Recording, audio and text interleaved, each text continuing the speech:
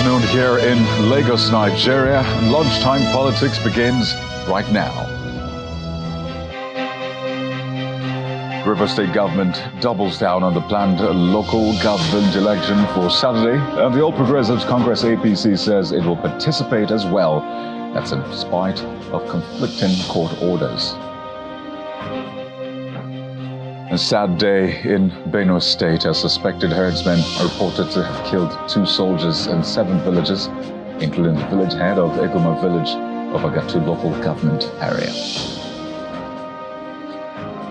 We begin with security. Suspected herdsmen are reported to have killed 2 soldiers and 7 villagers, including the village head of Eguma village of Agatu local government area in Benue State. A former lawmaker who represented Agatu local government area at the Benue State House of Assembly between 2011 and 2019, Mr. Ondo Sule, in a telephone call with Channels Television's correspondent in Benue, says the suspected herdsmen came into Eguma village at about 3 p.m. and started killing people. According to Mr. Audu, the military personnel who were stationed at his village of Ogule a few meters away responded to the distress call from Eguma village, but 2 of the soldiers were killed by the suspected herdsmen, along with Eguma village head and 6 others, bringing the casualty figures to 9. Mr. Audu notes that the attack was the 4th attack on Eguma and Ogule axis of Agatu local government area in the last 1 month, lamenting the security threats his people face daily. When contacted, the police public relations officer in Benue State Command, SP Sewese Anene, says the command is yet to receive any information on the killing or any shared intelligence with the military on Agatu attacks yesterday. Also, developing story. We'll definitely be bringing you more on that one. But let's talk politics now. In Ondo State, as a governorship candidate of the People's Democratic Party in the November 16th election, Honorable Agbola Ajayi has been speaking on how to advance the state's economy if he's elected. Mr. Ajayi explains that Ondo State has all it takes to capture food supply to states in the southwest, and his administration is ready to advance the state in education, health, tourism, infrastructure, amongst other sectors. When we are here as government of Agatu, we will do everything to encourage and promote food sufficiency in terms of mechanized farming, and also encourage them. Give them, instead of, I don't understand this kind of government. You see them sharing money, sharing rice. Everything. How long are you going to give me food if I cannot be there for myself? It's very sad. So there must be a policy that will allow our farmers, empower them, so that they come on their house plans and have a rapid mechanized farming. A friend of mine was telling me 3 days ago that people particularly just brought that is not going to use them. That if we are not careful, by next year, the kind of hunger that we avoid in Nigeria, but this particularly is just distributed here and there. They are already that's a dangerous zone. That's coming to those people. So when we are government, I can assure you, appropriate industry is established. And I've said it, I'm going to repeat it here now. We are going to encourage all this, not only production, we will also encourage in terms of exports. We prepare our land, involve our youth in agriculture, prepare the land for them, give them skilling, and also give them facility so that we can make them to be more mechanized in terms of going into agricultural. And staying with upcoming elections, but this time at the local government level, the River State chapter of the All Progressives Congress ABC, led by reinstated chairman Emeka Beke, has confirmed its participation in the upcoming council polls slated for October the 5th. Mr. Beke, who's staunch loyalist of former Governor Chibuka Amechi, said they're fully in support of the conduct of the election and that the party has submitted a list of candidates for the polls. In a letter titled, which was signed by him and the state secretary of the party, Sam Etetegwong, they indicated their willingness to take part in that election. But there have been conflicting court orders in the build-up to that election. On Monday, Justice Peter Lifo of the Federal High Court in Abuja set aside all the processes taken by the River State government and also restrained the Independent National Electoral Commission, INEC, from releasing the voters' register used in the conduct of the 2023 general election to the River State Independent Electoral Commission for the purpose of that election. Besides, Justice Lifu, in a judgment, also restrained the Inspector General of Police and Department of State Services, DSS, from providing security for that election. But this is in contrast to an earlier court judgment delivered by Justice Igwe of a high court in Rivers State, which had, in that judgment, which was cited by our correspondent on September the 29th, ordered the Rivers State electoral body to conduct the October 5 council polls using the 2023 voters register. We'll get some, legal insight into that situation, really. But it's the day after Nigeria's 64th independence anniversary, and President Bola Tinubu kicked off the day with the presidential address, where he spoke about wide-ranging issues. We'll take a listen to that's part of that presidential speech and get right into the issues raised, how the rubber has met the road, and what the reactions have been so far. We'll take a listen to President Bola Tinubu. As I address you today, I am deeply aware of the struggles many of you face in these challenging times. Our administration knows that many of you struggle with rising costs and the search for meaningful employment. My fellow Nigerians, please be assured that we are implementing many measures to reduce the cost of living at home. Well, there you have President Bola Tinubu asking Nigerians to be assured that his government has a handle on the issues. But what have the reactions been so far? Well, let's hear from a senior advocate of Nigeria, Mr. Kayode Adelola, who joins us via Zoom from the nation's capital, Abuja. Welcome to Lunchtime Politics, senior advocate. Good afternoon. Well, you're not far from the seat of power, so I imagine that speech resonates more with you. But after that speech, the question usually is, what next? But let me start by asking, are you assured, because the president asked Nigerians to be assured, are you assured by the words of the president on the one hand, but more importantly, the actions of the Tinubu government so far? Do you think it aligns with that assurance that the president is trying to convey to the people? Thank you. Let me put it this way, and I want your viewers to be very patient with me in what I'm going to say. First of all, this government has come in and has spent 16 months. That's not a very long time.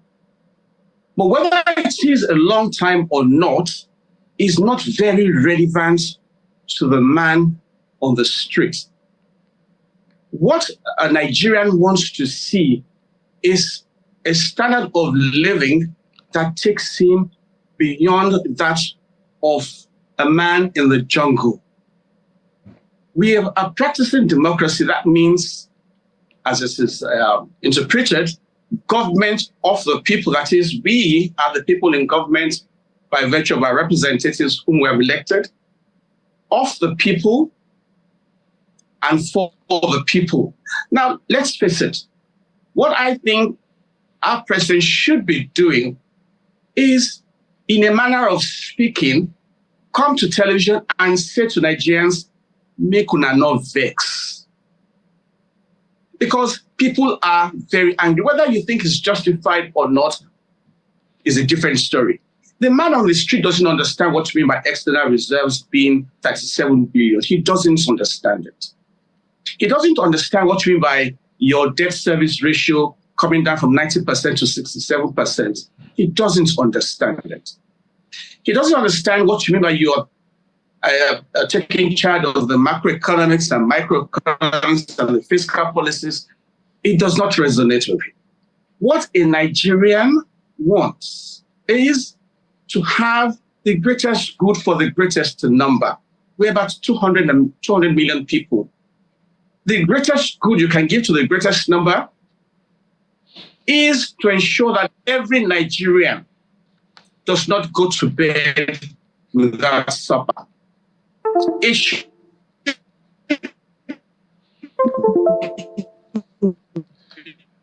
Well, Mr. Adelola, looks like your connection is playing a fast one on us, but not to worry, we'll reconnect with you. Right. It looks like we have you back, Mr. Adelola. Please go ahead. Go ahead. You were making a very vital point there. Yeah. So what we're saying here is that government should give to the people, as most Nigerians don't necessarily. They want to have security. They want to.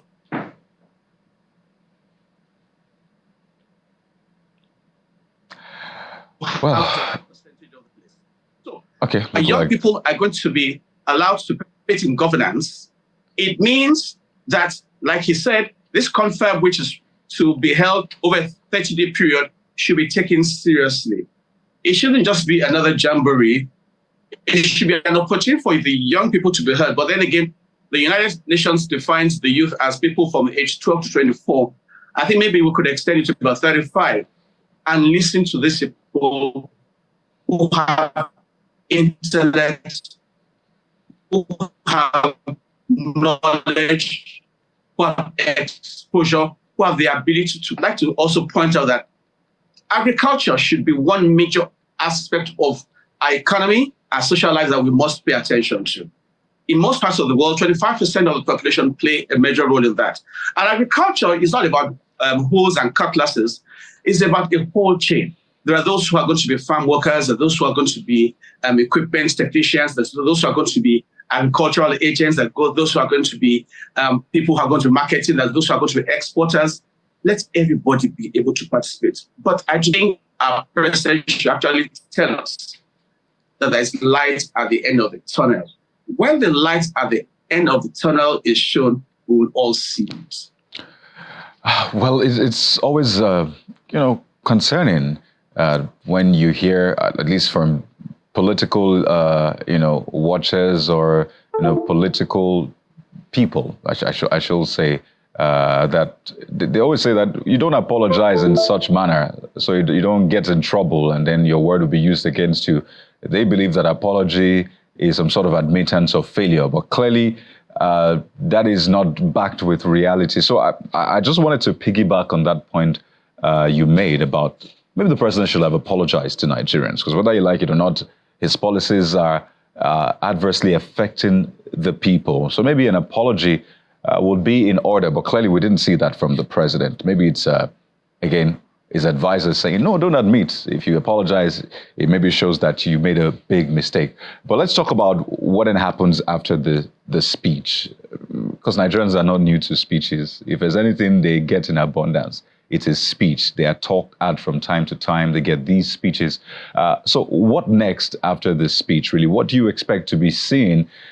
And if you say that this government has been in power for 16 months, at what point should Nigerians begin to hold the government accountable? Because the previous government said that, then moved on to we're cleaning the mess of the previous government. Then 8 years went down the line. This government is also saying we're cleaning the mess of the previous government. He said that without saying it. And I know you caught some of those points, the ways and means issues and all of that. Those were challenges that were caused by the previous government. So at what point then would we begin to hold this government accountable and say, well, we demand results now? We must keep holding government to account. All I'm saying is that actions should speak louder than words. Government, for example, must realize that there are people who, and I dare say the majority, are going through a lot of trouble, feeding, having a good life. So we want the body language, like we keep saying, to demonstrate that as well. Members of the National Assembly also should cooperate with the executive, and the executive should also cooperate with the National Assembly. And we should stop seeing this purchase of toys. We should see this lavish expenditure, a whole contingent of people going to the around. We must see them also acting true to type as people who realize that there is shortage of funds. We do not have the economy, the large economy, to allow us to spend the way government wants to spend. Let people see that government is showing empathy. And that way, when, as I said, the light is at the end of the tunnel, we will see it. They won't even need to tell us that there's light at the end of the tunnel. For example, this youth confab, I expect it to be a major turning. Let people see that government is doing its best Government wants to see youth participate in governance. Government wants to see young people heard. And a lot of young people are doing already wonderful things in diaspora, wonderful things in our country. But this confab should not just be a judge. At the end of it, whatever communique is issued should be utilized. Otherwise, then you make Nigerians also think that you have only just wasted time, you have distracted us, and you do not even mean to do well. I do not mean that government should simply apologize and sit back and say, well, we have a problem. No, government should be seen to do what it has to do, given to the greatest number, greatest good. Right. Employment is important. Indeed. Well, judging from what we've seen this government, previous governments do with those documents, you forgive Nigerians if you're not too excited about it. Even the Oronsai report had to raise a committee after committee, and still that report has not been implemented in that sense, even though an announcement was made. On a final note, I really have to do this, senior advocate, because we can't have you without getting some sort of, legal advice. There's an upcoming local government election in Rivers State, and two courts have given what some have described as conflicting orders. So you first had the High Court in Rivers State basically clearing the course for that election and asking the Rivers State electoral body to conduct that election using the 2023 voters register. That order was given September the 4th, but we saw that particular order September 29th. But fast forward to Monday, just a few days ago, a federal high court in Abuja set aside all the processes taken by the Rivers State government, restrained INEC from releasing the voters register, even restrained the Inspector General of Police and the DSS from providing protection for that election in just a few days. So I want to ask, which court order should be obeyed?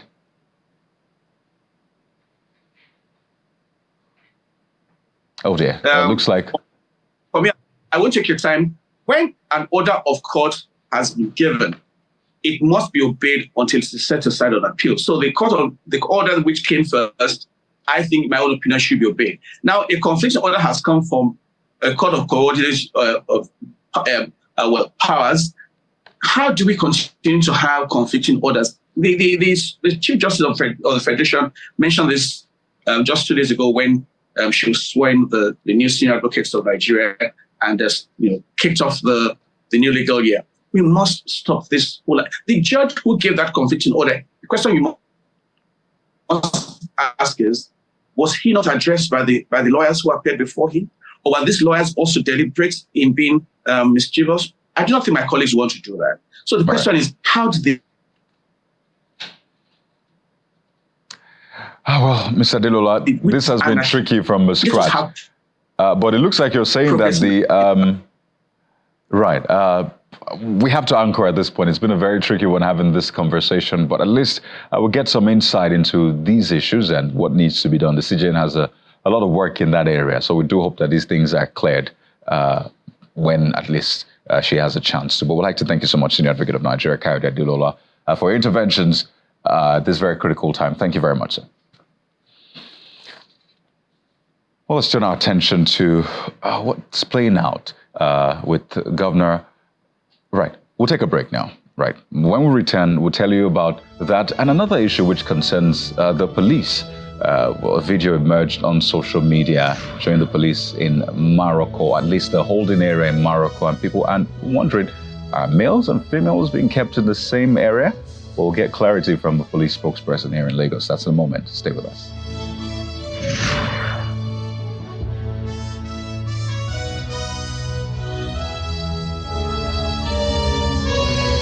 Welcome back to the show. Well, let's tell you about that trending video of a police station in Maroko. That's gotten a lot of people talking. The voice of a lady could be heard saying that both male, female, and children were put in the same area. Well, she had described it as a cell, but the police has been speaking about that. We're joined by the Lagos Police PRO, Benjamin Hundeyin, to speak on this. I know that you had, responded to that tweet on X, which had that video, and you had also put out another video in that light.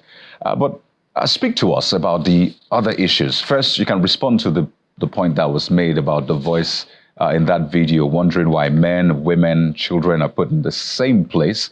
You can speak to that, but also, more importantly, What exactly happened with that raid?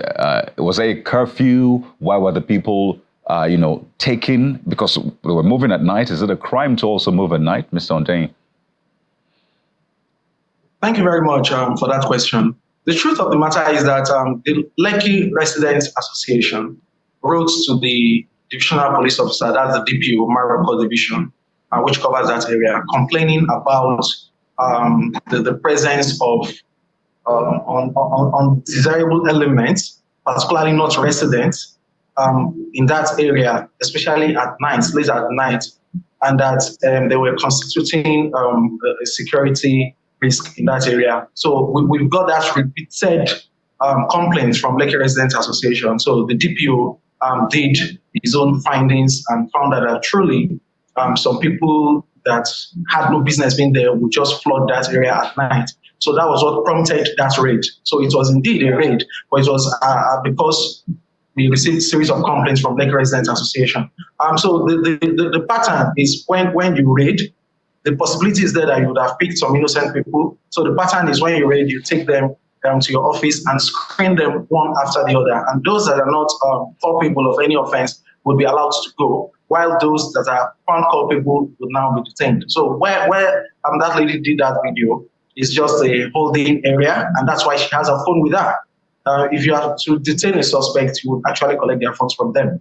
So it's a holding area, and it's quite visible to members of the charge room, officers working at the charge room. Unfortunately, the lady did not show that part. She did not turn the video around for people to see that, they are under close watch, under supervision by member officers in the charge room. So that's what it is. And those that will be found culpable would actually be properly detained, their phones taken, and this time around separately. Those men will go into the male cell while women will go into the female cell. So basically, that's what happened. Right, so it's important to also get closure. Have they all been processed and released, or they've been detained? What is their state right now, particularly those in the holding area, as you described it? Oh, definitely. They were brought into the station late at night, like between 11 p.m. and 12 a.m. And the lady made that video very early, like before 7 a.m.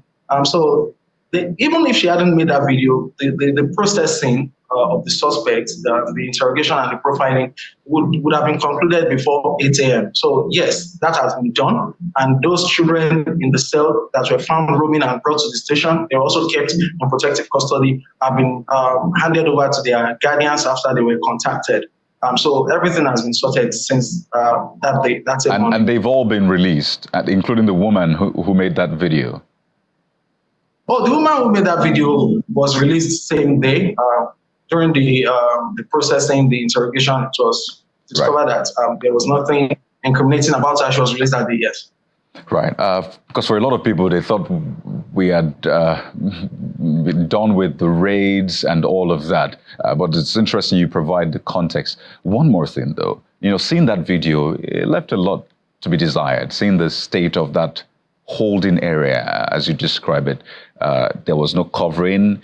It looked really dilapidated, and a lot of people were not proud to see that is a holding area. That is where the Nigeria Police Force operates from in Maroko, and that's the state for a lot of police stations in the country. So what exactly is happening with renovation, ensuring that the place looks good, even for the officers themselves, because they stay there. So imagine what that does to their psyche and all of that. What exactly is going on with infrastructure and the police? Yes, I would say this, that we are not where we used to be, even if people say we are not where we need to be. So it's work in progress. Some of these cells, people would agree with me, used to be worse than this, but they are now becoming better. And we are not done. The IGP2 is not done to talk about the welfare of officers, the welfare of suspects too. So it's work that has been done. In fact, I can confirm that particular holding area, this video, the video that went viral also sped up things for that particular office. But I can confirm again that it's work in progress. Divisional police officers who are the ones in charge of their divisions are always mandated by the Commissioner of Police and other senior officers to do everything within their means to ensure that their workplace is conducive for both police officers and and suspects. And like I said, even the IGP from the force headquarters, the works department, there's also work going on to renovate. You will have heard over time that the barracks are being renovated. The ones that are dilapidated are being pulled down to be rebuilt. Same way it's trickling down to our police detention facilities and stations in general. So it's work in progress. Well, we have to let you go now, Mr. Ondeyin, because I imagine you have a lot of work to do, but we hope you conduct us around that area when it's renovated. I imagine that would happen soon. On a final note, Nigerians, particularly Lagosians, want to know, what is the state of protection in, well, areas that have been described as dark spots? Your car breaks down on Third Mainland or in some parts of the island, and before you know it, boys are around you, harassing you, collecting money and all of that. It's not really safe. So is there anything being done in that area? Because we've had reports by Lagosians. Yes. Some men of the Rapid Response Squad RRS just concluded their training at the police college, basically to tackle this menace. And after their training, they were all redeployed, paying particular attention to these areas like the Third Mainland Bridge. We have men stationed there, not just men, also operational resources. We've added more vehicles there, more patrol bikes there. I can also confirm that after these deployments, in cases of people, they call them Omotaku boys, like these boys that harass you when your vehicle breaks down. I can also confirm that cases of these Taku boys has reduced since this recent deployment. So this is to say that we're listening to the people's complaints. We also study our crime statistics to know where these things happen and focus more attention to these areas. So it's if I could use what I said earlier, work in progress. I'm happy that it's reducing. I will continue to work until it's brought to the barest minimum. All right. Well, we're here to work with you to ensure that Lagos is safer, and indeed the whole of Nigeria. Thank you for your time, Mr. Ondeyin, for clearing the air on that one. We'll come back to you for that Maroko station, by the way. You're welcome, always. And that's been the show today. Thank you for watching. I'm Kayode Okikiolu. Stay with Channels Television for all of your breaking stories. Goodbye.